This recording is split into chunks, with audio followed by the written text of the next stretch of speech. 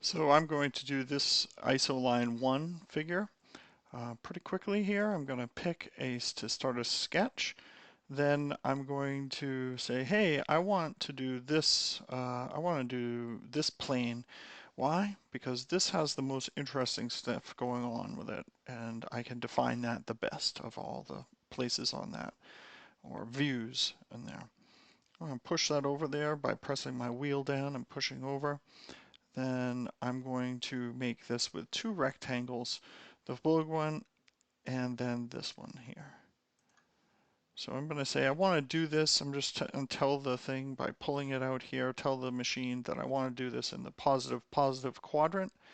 And I look at my sheet and it's 2.5 inches up. And then I'm going to tab over here, and actually I'm at 4. I might not be, but I'm going to type in 4 and then return, and it's going to go to that distance. Now I'm going to put another rectangle up here. So I may have gone R for rectangle on my keyboard before. This time I'm just going to pick the rectangle. There's a lot of different ways to find these things. I'm going to zoom in. You can see that X going right there. And what I'm going to do here is anchor this to that top line. That rectangle now is on that top line. And now I'm going to type in those dimensions. The depth of that thing is, so the y dimension of the gap is 1.25 from my sheet. So I can also put these in fractional form. So I'll show you how to do that. 1 space 1 dash 4. That works.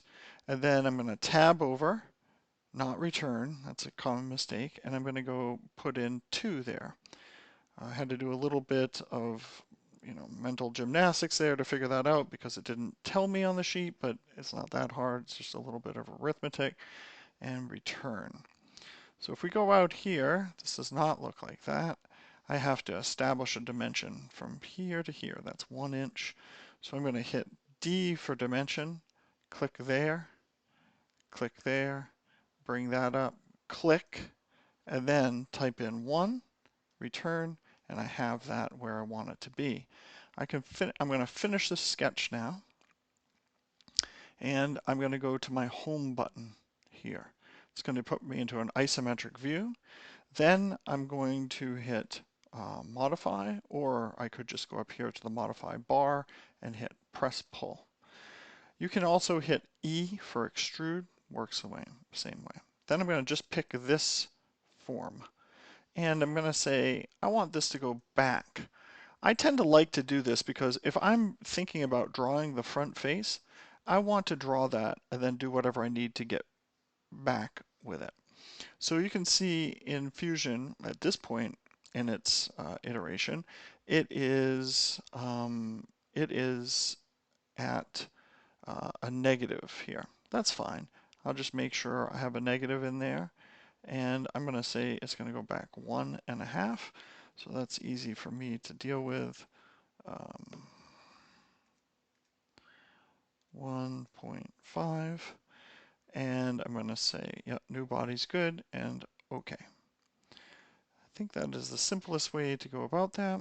Then I'm going to save it as isoline 1 and move on.